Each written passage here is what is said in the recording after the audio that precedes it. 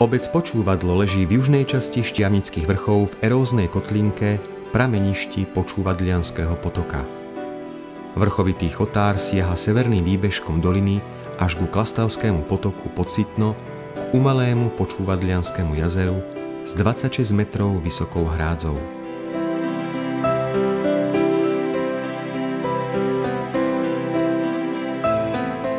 Samotná obec sa nachádza v chránenej krajinnej oblasti Štiavnické vrchy.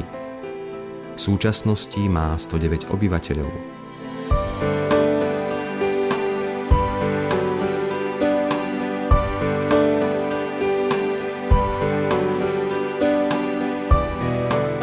Prvá písomná zmienka o obci je z roku 1333, kedy obec patrila hradu Levice.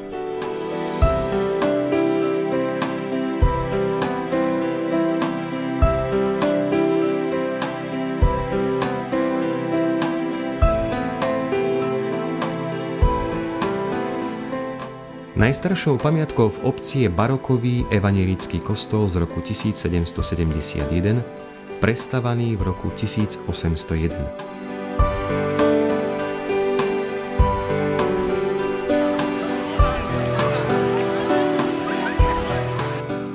Asi 6 kilometrov od obce leží vodná nádrž Počúvadlo s rozlohou 12 hektárov a prevažne v lete je vyhľadávaným miestom pre rekreantov. Obec je zároveň východiskom na najvyšší kopec Štiavnických vrchov, Sitno.